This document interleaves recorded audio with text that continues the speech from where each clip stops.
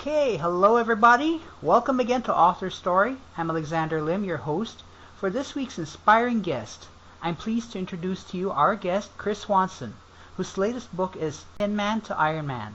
Chris, welcome to AuthorStory. It's great to have you here with us. Oh, it's great to be here. I've been looking forward to this show for over 2 weeks, Alex. Thank you so much. Well, great to hear that. Great to hear that. Thanks a lot. So first, let's talk about yourself and the book. How did this all start? Well, the whole thing kind of started when I first realized that in 2000 I was a tin man. And then I reflected back to my life and I thought, tin, the metal is shiny on the outside, looks good, but under pressure it crumbles. Okay. And I saw that in my educational life, my physical life, my professional life, and I just made a decision to put some principles in action to transform all those areas. And I did that, and ultimately graduating from the University of Michigan with my master's, excelling in my professional career as a police commander in one of the most violent cities in the country, Flint, Michigan. Wow. And then also the physical aspect of my life. I remember in January of 2000, I'm looking in the mirror and I see an intruder in the reflection, and I didn't recognize him. And I'm thinking, who is this? And the more I saw it, I thought, this is me. And what did I become? And I had not competed for 14 years because I used the excuse of being cut in ninth grade baseball from a team not to compete. And I just kind of let myself go. And I thought, no way, man. So I decided to do bodybuilding competitions and marathons. And in 2007, I ran my very first Ironman. And Ironman is 2.4 mile swim, 112 bike, and then a 26.2 marathon. 112 miles biking? Wow. Yeah, it's crazy. I've done 4 of them already, and I still can't think every time I do them why I do them. But I did that full transformation, and along the way, Alex, I have just mentored and coached so many people, hundreds and hundreds and hundreds of people about that journey. Right. And then I realized that journey from a tin man to an Iron Man, which is, iron doesn't look all that good sometimes, maybe scratched and dented, but under pressure, iron stays strong. Right. And that whole transition of Tin Man to Iron Man really is the story of many people that you and I pass every day at the mall, at the grocery store, at our jobs, where folks just live a life of shallow, and they want more. They want to be better dads and moms and athletes and better entrepreneurs and look at themselves and feel better and confident. Right. So then I wrote those stories in a book, and the stories that I use are those stories from being a police officer and being an athlete. And I'm telling you, that book has just transformed lives like you wouldn't believe. I'm so honored and privileged to speak into those lives, and that's kind of the journey and how it started. Wow, fantastic. So, Tin Man to Iron Man, what's essentially is the book all about? Is this just a collection of stories? Is it does it have steps how to become, say, from a Tin Man to becoming an Iron Man? Well, like I said, everybody who's listening right now, myself included, is a student of leadership, and it starts with leading ourselves. So the book that I wrote is a 26.2 chapter book, which is ironically the distance of a marathon, and each chapter is one of 3 parts: Iron Kid story, Iron Athlete, and Iron Cop story. And I use compelling stories because I just, I'm so honored to have a gift of relatability. Right. And I can relate to people from all walks of life by using illustrations and stories. And the stories that I tell in the book are all stories that are very captivating, and some are grotesque, some are violent, some are really super focused on the athletic part of it. Right. But after each story, it's an illustration, an iron action step. Like, hey, this is what the theme of the chapter is, and then these 3 action steps. You need to either say, am I doing these? And if I'm not doing these, I'm gonna do them. And if I am doing these, I'm going to continue to do them. And so what I found is the readers are reading these stories. They're so engaging, they're captivating. I got people that can't put the book down. It's so awesome. All right. And at the end, there's you get to evaluate yourself very quickly. The theme of the chapter may be loyalty, it may be courage, it may be hard working, and it may be something like that. And then those action steps are quick gauge. And then it's real. I wanted to write a book that not only told a story but also had meat on the bone, that gave good content for people's lives. Good value. Yeah. I had a guy, I got to tell you this quick story. He read the book. He sent me a Facebook message on my Facebook. Right. I've never met the guy. I don't even know where he lives. He said, Chris, I just want to tell you that I read your book and I listen to your audios. I go to your website. I follow you on social media. I lost 81 pounds and I'm running my first 5K Halloween. I mean, seriously, Alex, that's legit, you know, and that's the kind of stuff that I love to hear. Yeah, it's great to hear that. I mean, geez, lose 81 pounds, run a race. That's something. I mean, story after story after story of people. And real quick, and not to monopolize, but I had a guy, I was speaking in Moline, Illinois this April, and a guy came up to me with tears in his eyes, and he has a 15-year-old daughter, and she was a escape artist. She'd climb out the window and just rebellious. He's like, you know what? I locked her in a room, and I threw her the book of Tinman to Ironman, and I said, your punishment is to read this book. At first, I'm thinking, oh, my gosh, you know, I don't want my book to be used as punishment, but she read this book, and as he said this story with, I said, tear-filled eyes, he said she came down after about a couple hours reading some of your chapters and said, Dad, I'm going to read this whole book. And he said the next day she came and said, this book spoke to me so strong that I'm going to change the way I do things. And she apologized and she sought forgiveness. I mean, it's a tool for greatness, you know, and I'm, like I said, I'm just so honored to have, you know, been given that gift to write it. Yeah, fantastic. Now, there's a lot of books out there, Chris. I mean, I'm sure you're familiar with this. A lot of books out there dealing with personal transformation, growth centered, and all that. What is it about your books that sets it apart from others? I mean, why would someone want to prioritize buying your book over others with the same kind of subject matter? Great question. A lot of great books out there, a lot of great stories, but I look at it this way, is I'm not just an expert of transformation because I call myself an expert. Right. You know, I've had over 2 decades in one of the most violent communities in the country. Right. I've seen so much death and violence as a police officer, detective, medical examiner, paramedic, all the trials and tribulations of people's lives, addictions, broken homes, bullying, murder, rape. Those stories tell stories. And I have the ability to tell those stories in a way that engages crowds that wouldn't normally have the inside look on those issues. You know, I mean, I live in the underground, and when you tell those stories and you illustrate the point, and then I'd say, hey, this is how you can apply it to your life. That's the difference. Right. I mean, there's a lot of great motivational guys out there, and I'm not that person. I'm motivated personally, but I realized a short time ago that when I consider motivating people, the more I push, the more people move. But if I stop pushing, people stop moving.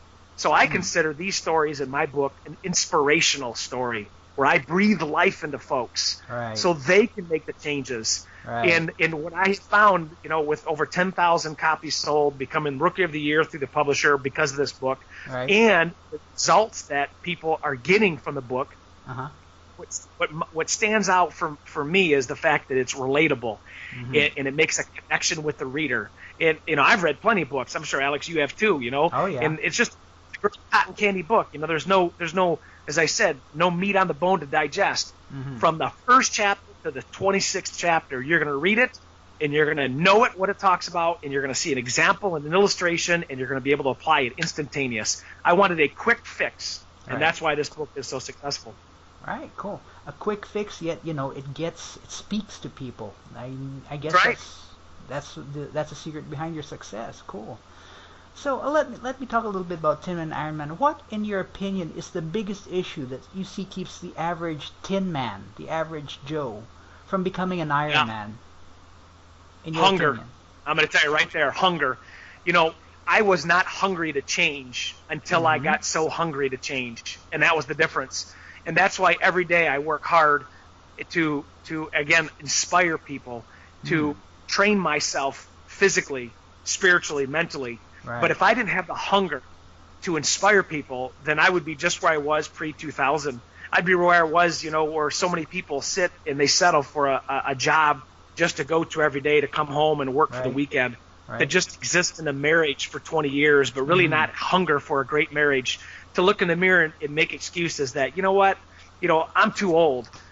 You're not hungry. What happened is you lost the appetite. And if you think of the hunger that you and I have every day, if we don't eat, that same feeling when you and I go for 8, 9, 10, 12 hours without eating. You know how all you want to do is have food. Right. That same hunger has to be in your own life for personal development. And I see that as missing in so many different areas. I see, dads not being hungry to create great kids for the future. I see business owners and I see commanders that aren't hungry to establish an organization that they can pass on. But when you give somebody hunger, and it constantly needs to be fed, that's what keeps people going week after week, month after month, year after year. Takes them from Tinman to Ironman. All right, cool. I got that. So hunger, okay. Now, hunger, this is, what part do you think, what is the biggest factor that creates this hunger? Is it upbringing? Is it culture, society? Is it genetic? What do you think creates this hunger right there? Well, I'm going to tell you, there's 3 things that define people. Their genetics, their environment, and then their choices. That's what defines who you and I are every day. Right. We can't determine our genetics. I mean, it is what it is. You were like I was, and we had no choice. And then our environment as we grow, I mean, we don't have very much choice where we live, and if our parents divorce, if our parents fight, if they don't, if there's a bankruptcy, if there's an illness, we don't have much choice in our environment. But what we do have a choice on as an adult is how we're going to respond. And so what I try to tell people in that inspirational message is that I can't make you hungry, but over time, if I can create a vision for you, and that's why if you example that to food, when people advertise food, they do it in a way to be visually and stimulated. That creates the hunger. If I can do that through words, if I can do that through my social media presence, if I can do that on a stage of 10,000 people and create a hunger that, you know what, I have been starving. I have been eating like garbage for the last 20 years of my life. I'm going to change. It's a choice, Alex, and that's all it is. I can't make people do this, but I can create that image in their head for them using the same principles that I use. And with the results that I've seen in my own life and the people around me, if they just implement that in their life, they give me the opportunity to speak, that hunger will be created every single day. All right, cool. So would you say then that this hunger is the most important quality, the primary characteristic that defines an Ironman then? I think there's a lot of great qualities that define Ironman, but hunger is where it begins because, when I first started training for an Ironman, it was easy to come up with the idea that I wanted to do it, but hunger had to last the next day to keep that vision alive. And then I had to go wait to the day I signed up for the race. And then I had to go to the next day when I started my training. And then I go to the next day, and it all builds up to race day. Okay. And that hunger continues. I'm standing on the beach of the Gulf of Mexico looking, halfway to Cuba. That hunger has to push me to get in the water, has to push me to take the next stroke, to get to the next buoy, had to push me to get to the bike, to go 56 miles and then do another 56. But if I lost the hunger to complete the race, then I wouldn't have finished. But my hunger was so great that I was either going to finish or die trying. And not many people will do an Ironman, but it doesn't matter. The guy who lost 81 pounds and is going to run his first 5K is just as much of a stud as an Ironman. There's no difference. It's not the event. It's in your life and mine. What are you doing that's going to create that hunger and develop you to your highest potential? That's the difference. That hunger has to be every day. Right. All right, I got that. So, Chris, let's say you come across this person who's presently a Tinman, just getting by, struggling along. And let's say you can only tell him one thing, just one thing that hopefully turn into an Ironman. What would be that one thing that you would tell him? Well, again, it could be in a different area for everybody. I have people all the time. I've had guys that come in that are heroin addicts. Okay. So if there's a heroin addict who's been fighting and maybe even hiding it from his family, right? Maybe kids, and that person sat down and said, "I am tired of being a Tinman because of this heroin addiction." Right. I would tell him, "You have to have hope that tomorrow you'll be clean." So I would tell that person when it comes to addictions, hope. Now, I could have the same person come to me whose husband just left them, and they walk out. I would go to that person and say, "Listen, if you have no hope that tomorrow's going to be better than today, then you have no drive to succeed. You have no drive to make it better." And I would say hope. Hope creates hunger. Like when I first started my Ironman training, I believed in my head with that dream, with that vision that, hey, if I put the work into it, then I will be able to succeed in that area. Right. And that is long term. I use this formula in my own life, which is part of my speaking, and that is best effort over time equals success. And so that one thing I'm telling people is have hope, and that starts the process. But that process is a lot of moving parts. It's that best effort. It's that courage. It's that inspiration every day, that hunger. So it starts with hope that tomorrow is where we're supposed to be. This country and other countries around the world that have freedom, it all started with the hope. Right. I believe today is going to be better than tomorrow. That's hope. You take away hope from people, they can't live for 4 seconds. All right, cool, got that. So thanks so much for that, hope. All right, fantastic. So let me go a little bit into I know you're some personal aspect here. You're very public about spirituality being a part of your being an Ironman. I mean, it is on your website. You're very open with it, and thank goodness for that. How important would you say spirituality is to becoming an Ironman, or even if that person's an atheist, some sort of personal metaphysical philosophy that would work for him? How important is that aspect? Clearly, by my presence, I have not been shy about saying that my foundation is the fact that I trusted Christ as my Savior. That was that's a massive foundation in my life. That without that, I would be nothing. I wake up every day with a breath in my lung, and my heart is beating, and that is a gift because I see death every day, and I realize that here today, gone tomorrow. So everything that I talked about is the fact that I've been blessed and given the opportunity by God Almighty to do this. Because in a second, it can all be taken away. So what I tell people clearly is my strength is with the Lord. Everything else that I get is because I am righteous every day, that I'm on a journey of honoring Him, and I don't ever want to do anything that dishonors. And I know that when you look at your life as a wheel, and in the center is you, all aspects of your life, your family, your finances, your personal development, your faith, all those things have to have attention. And if we neglect any one of those areas, then our life is going to be out of balance. When it comes to my walk with the Lord, that is the foundation. That's what everything falls on, and that allows me to be the man I am today. And I give honor to that every day. All right, I got that. But say to some other person, would you say spirituality, having a strong sense of spirit, is important to becoming an Ironman? Well, I mean, I can't change what I feel in my heart to be the inner strength of my entire existence. So somebody who struggles with, if they were to die today, would they go to heaven or hell? That's a question that everybody has to ask. Right. And again, it comes down to your choices. You either are going to accept it or reject it. And I would challenge everybody that if you feel like tomorrow you die and there's nothing, then you need to start looking at the reality that nothing around us exists by accident. The moon rises and the sun rises, and the stars are there every day.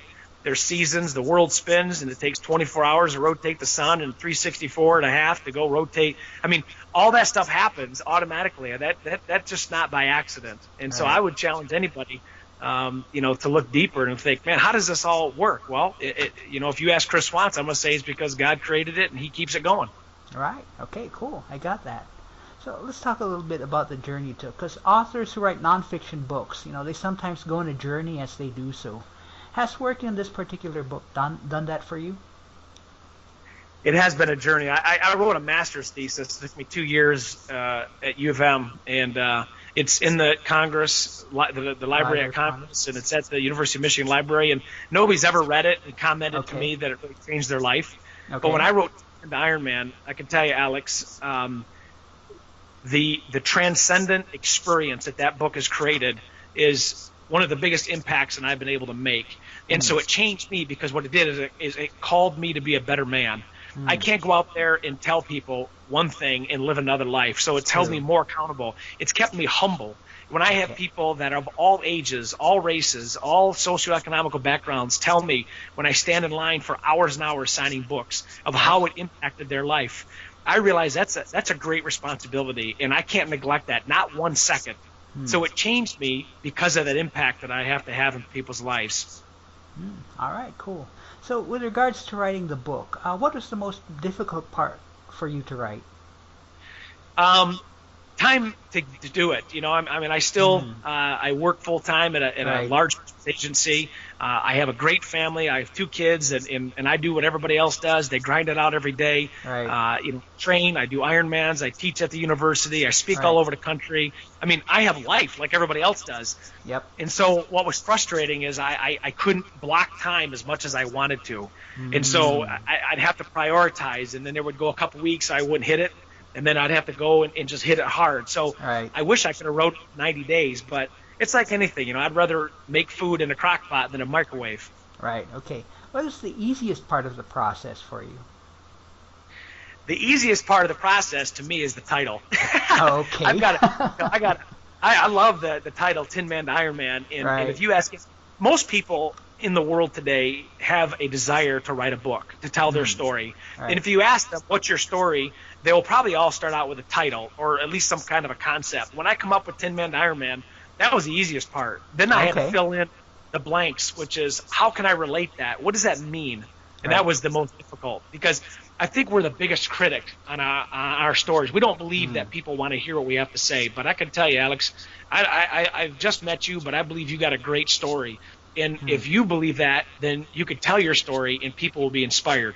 And so once I overcame the fact that, okay, I got the title, now I have to convince myself that people want to hear these stories. They want to see these action themes, and they want to see the action steps. So I'm just going to keep on going. Okay, cool. I got that. And I can hear it in your voice. You're very passionate, very enthusiastic about this. Yeah, I love it. Love it. Yep. All right, so what kind of impact do you think this book would have on the world if everyone read it, everyone knew about it, and everyone practiced what was in it? What do you think would happen? Well, let me preface that by saying I'm not an expert when it comes to personal development. I'm a student like everybody else. I don't think anybody masters it. This is a journey, and I think you ask anybody, you ask, the Tony Robbinses, you ask all the John Maxwells out there in the world, they'll tell you that nobody masters this journey. But it is a journey nonetheless. What I can say to that question is the results that I'm already hearing from people all over the world, and that is it gets them to make small goals to start the process of total transformation in their life. That's what it does. And when people read this book, they may not see that chapter 5 really applies to them as much as chapter 14. But chapter 14 is right cut into the heart, and they make quick changes. They can literally read it in 15 minutes, see the theme, and then say yes or no, I got to do this. And that's what I like about it, is because I'm in emergency services, police, paramedic, I'm the ER guy. I'm in there, you're bleeding, I'm going to stop the bleeding, I'm going to take you to the ER, but I'm not going to be your rehab guy. When it comes to a 911 call, I'm going to come there, I'm going to arrest the bad guy, I'm going to make you feel safe, but I'm not going to take you to therapy. My book is exactly that. It's quick, fast, and furious fixes in your life, because we live in a fast culture, Alex, and when people have a problem, they want a quick fix. And so people who read this, that's what they're going to get, and it can apply to all ages. I wanted to write it as a simple read. I wanted to write it as a very fast-paced book, and it turned out that way, and I'm very glad for that. Fantastic, fantastic. So is there anything else, Chris, other stories or topics that you may want to explore in the future as an author? Yeah, I found that I got a new book title out there, and I'm already working on the transcript. It's called Blood, Guts, and Things That Make You Go Nuts. All right, okay. Interesting title right there. There you go. And it's not all police stories, but a lot of my life. In fact, more of my adult life than my kid life has been spent in the ditches of people's tragedy. And it's such a waste. I look at people who have been victimized, who have been killed. Let not their stories go in vain. Let them be a story that people can be impacted to make positive changes.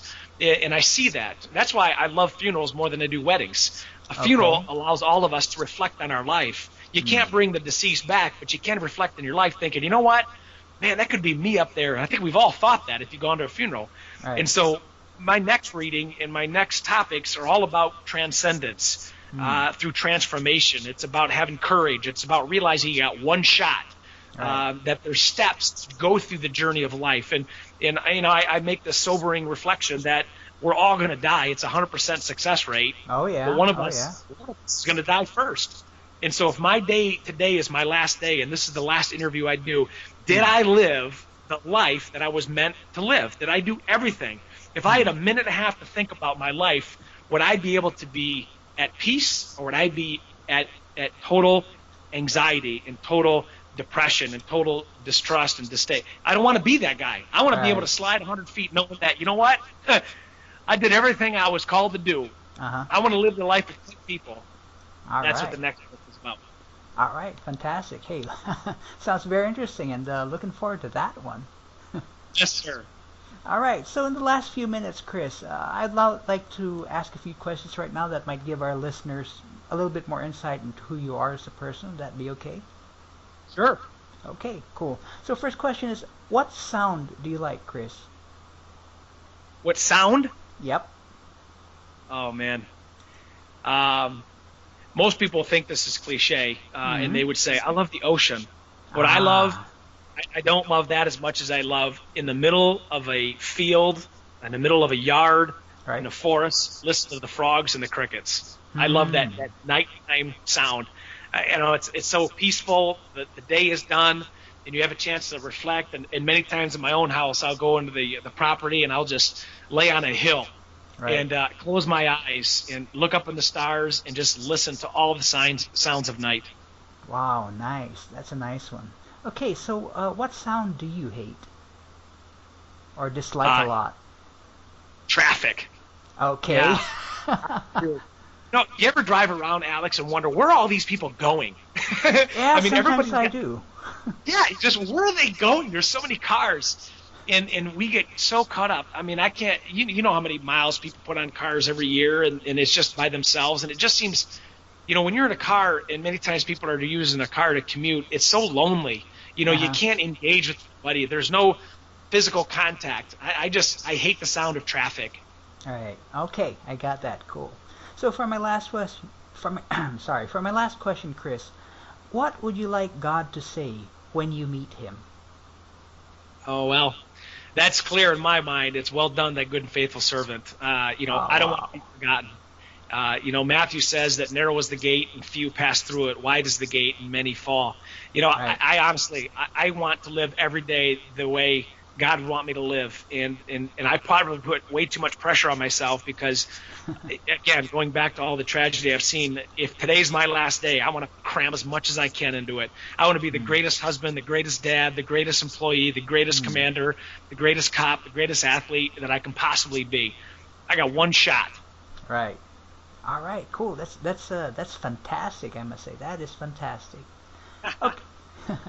So in closing, the book is Tinman to Ironman. The author is Chris Swanson, and the website is swansonleadership.com. That's Swanson Leadership, one word. So that's Chris, cool. All right, sorry. So Chris, thank you very much for your time. Thank you very much for being an author story. It was very interesting, very exciting, and very instructive as well. My pleasure. I just appreciate you, the opportunity, and to all the listeners, I love you. And if I can ever do anything to serve you, you know how to get a hold of me through that Swanson Leadership website. All my social media is out there. I'd love to do what I can to speak into your life. Okay, so listeners, take note of that. And we'll be back next time on Author Story with another inspiring author.